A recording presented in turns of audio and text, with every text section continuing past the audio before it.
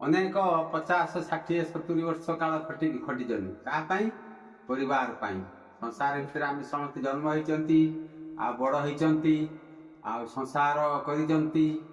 ସଂସାର ଭିତରେ ବାପ ମା ଭାଇ ବନ୍ଧୁକୁ ଛାଡ଼ିକି ପୁଣି ସ୍ୱାମୀ ଘରକୁ ଆସିଛନ୍ତି। ଶ୍ୱଶୁର ଶାଶୁ ନଣନ୍ଦ ଦିଅର ସ୍ୱାମୀ ଇଏ ସମସ୍ତଙ୍କୁ ଆମେ ଦେଖିଛନ୍ତି, ସମସ୍ତଙ୍କ ସେବା କରିଛନ୍ତି। ତାପରେ ଆମ ପରିବାର ଆମର ଉତ୍ତରାଧିକାରୀ ଭାବରେ ପୁଅ ଝିଅ ଅନେକ ଜନ୍ମ ନେଇଛନ୍ତି। କିନ୍ତୁ ଜନ୍ମ ହେଲା ବେଳେ ସଂସାରର ଜଞ୍ଜାଳ ଭିତରେ, ସଂସାର ହେଉଛି ଏକ ପରୀକ୍ଷା ସ୍ୱରୂପ। ସଂସାର ଭିତରେ ଆମେ ଅଛନ୍ତି ମାନେ ଆମକୁ ପ୍ରତି ମୁହୂର୍ତ୍ତରେ ପରୀକ୍ଷା ଦେବାକୁ ପଡ଼େ। ସେ ପରୀକ୍ଷାରେ କିଏ ହয়তো ପାସ୍ ହେଇଯାଉଛି, କେହି ଫେଲ୍ ହେଇଯାଉଛି। ଯେଉଁମାନେ ଫେଲ୍ ହେଇଯାଉଛନ୍ତି ସେମାନେ ଆସିକି ବୃଦ୍ଧାଶ୍ରମରେ ରହୁଛନ୍ତି। କିନ୍ତୁ ବୃଦ୍ଧାଶ୍ରମରେ ରହୁଛନ୍ତି, କିନ୍ତୁ ଏଇଟା ହେଉଛି ଗୋଟେ ନିଆରା ଆଶ୍ରମ। ଏଇଟା ହେଉଛି ବୃଦ୍ଧାଶ୍ରମ ନୁହେଁ, ଏଇଟା ହେଉଛି ନିରାଶ୍ରୟ ମାନଙ୍କର ଆଶ୍ରୟ। ଏଇଟା ହେଉଛି ନିଜର ଆଶ୍ରମ।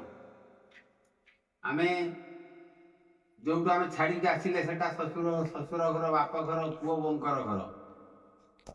ଆଉ ଏଠିକି ଯେତେବେଳେ ଆମେ ଆସିଗଲେ ଏଇଟା ହେଉଛି ଆମର ନିଜର ଘର। ତେଣୁ ସେଥିପାଇଁ ୟାର ନାମ ହେଉଛି ମାନବ ମନ୍ଦିର। ଇଏ ମାନବ ମନ୍ଦିରରେ ମାନବତ୍ୱ ତିଆରି ହୁଏ। ତେଣୁ ଆମେ ସମସ୍ତେ ଜଣେ ଜଣେ ମାନବ, ଆଉ ଆମେ ସମସ୍ତେ ଜଣେ ଜଣେ ଉତ୍ତମ ବାର୍ତ୍ତାର ଅଧିକାର। ସମସ୍ତଙ୍କୁ ଏଠି ଆତ୍ମଜ୍ଞାନ ଶିକ୍ଷା ଦିଆଯାଏ। ଏଠି ଭଗବାନ ଈଶ୍ୱର ଆମକୁ କେହି ରକ୍ଷା କରିପାରନ୍ତିନି। ତେଣୁ ଆମେ ଭଗବାନ ଈଶ୍ୱରଙ୍କୁ ଭରସା ନ କରି ନିଜେ ନିଜ ଉପରେ ଭରସା କରିବା, ନିଜେ ସ୍ୱାବଲମ୍ବୀ ହେବା। ଯେହେତୁ ଏଇଟା ହେଉଛି ଆମର ନିଜର ଆଶ୍ରମ, ନିଜ ଘର ଏଇଟା, ସବୁବେଳେ ଆମେ ଚିନ୍ତା କରିବା ଆମେ ରହୁଥିବା ବାସସ୍ଥାନରେ କ୍ଷତି କିଛି ନ ହଉ। ସବୁବେଳେ ଆମେ ଚିନ୍ତା କରିବା ଉଚିତ। କାରଣ ପାଣି ଟିକେ ହଉ ବା ଆସବାବପତ୍ର ଟିକେ ହଉ, ଖାଦ୍ୟ ସାମଗ୍ରୀ ହଉ, ଆମକୁ ଯାହା ମିଳୁଛି ସେ ହେଉଛି ଆମର ଯେ ମିଳୁଛି, ଏସବୁ ହେଉଛି ଆମର ନିଜର।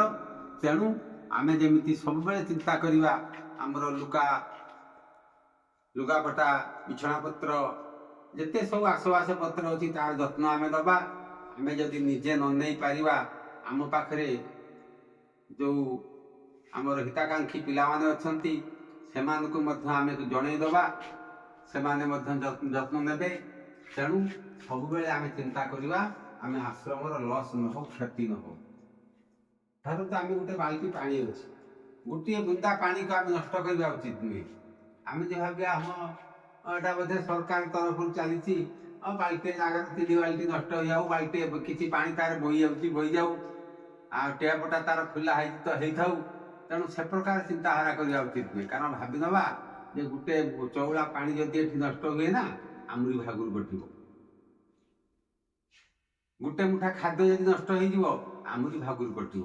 ଆମେ ସିନା ଆଜି ଜାଣିପାରିବାନି, କିନ୍ତୁ ଦିନ ଆସିବ ଯଦି ଏମିତି 4ଟା ଭାତ, 4ଟା ଟିକିଏ ଟିକିଏ ଖାଦ୍ୟ ବହୁତ ହେଇକରି ଆମକୁ ବେଳେ ବେଳେ ଉପାସ ରହିବାକୁ ପଡ଼ିଥାଏ।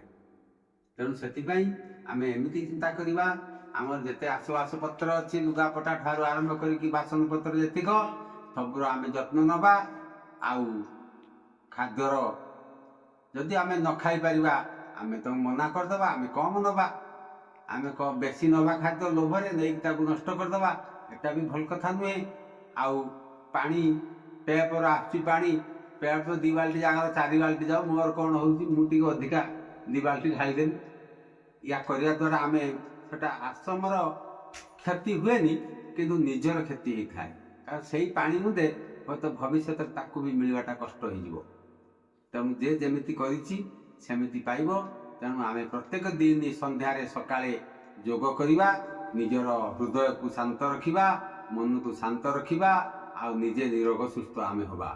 ଆମକୁ ଯେଉଁ ଆଶ୍ରମ ତରଫରୁ ନିର୍ଦ୍ଦେଶ ଦିଆହେଇଛି ପ୍ରତ୍ୟେକ ଦିନ ଯୋଗ କର, ଓଙ୍କାର କର। ଓଙ୍କାର କରିବା ଦ୍ୱାରା ଆମକୁ 2ଟା ଲାଭ ମିଳିଥାଏ। ଗୋଟେ ହେଉଛି ଶରୀର ସୁସ୍ଥ, ଆଉ ଗୋଟେ ହେଉଛି ଜୀବନ ମୁକ୍ତ। ଆଉ ଏ ଆଶ୍ରମରେ ରହିକିରି ଯିଏ ଜୀବନ ଛାଡ଼େ ଶରୀର ଛାଡ଼େ ତା ଆତ୍ମା ଛାଡ଼ିକି ଚାଲିଯାଏ ସେ କେବଳ ମୁକ୍ତ ହିଁ ମୁକ୍ତି ହେଇଯାଏ। ତେଣୁ ତାହାକୁ ଜୀବନ ମୁକ୍ତ କୁହାଯାଏ। ଆମେ ବର୍ତ୍ତମାନ ଆମେ ମରଣ ଜନ୍ମ ସହିତ ଆମେ ବିଚାର କରି ଯଦି ଚାଲିବା ତାହେଲେ ତାକୁ ଜୀବନ ମୁକ୍ତ କୁହାଯାଏ। ତେଣୁ ସେଥିପାଇଁ ମୋର ମା ଆଉ ମାଉସୀ ମାନେ ତ ସେ ମୋର ଦେବତୁଲ୍ୟ, ମୁଁ ତାଙ୍କୁ ନିଜର ଦେବତା ଭାବେ ଭଗବାନ ଈଶ୍ୱର ତାରିଣୀ ଆଉ ସାରଳା ଆଉ ଯେତେ ଚଣ୍ଡୀ ଯେତେ ସବୁ ଦେବତା ମାନେ ଅଛନ୍ତି ସମସ୍ତେ ତ ସମସ୍ତଙ୍କୁ ଦେବତା ତୁଲ୍ୟ ଭାବେ। ତେଣୁ ମୋର ସବୁ ମା ମାଉସୀ ମାନଙ୍କୁ ମଉସା ମାନଙ୍କୁ ନିବେଦନ ସମସ୍ତେ ନିରୋଗ ସୁସ୍ଥ ରହିବା ପାଇଁ ଆମେ ପ୍ରତ୍ୟେକ ଦିନ ସାଙ୍କୁଚନ ଅଙ୍ଗ ପ୍ରତ୍ୟେକଙ୍କୁ ଚାଳନା କରିବା ଦରକାର। ଆମେ ଟିକେ ଚଲାବୁଲା କରିବା ଦରକାର। ଆଉ ଆମେ ସୁଷମ ଖାଦ୍ୟ ଖାଇବା, ଆମେ ଚଲାବୁଲା କରିକି ଆମ ଦେହଟାକୁ ଆମେ ସୁସ୍ଥ ରଖିବା। ତେଣୁ ଆଜିର ସୂଚନା ଯାଇଛି।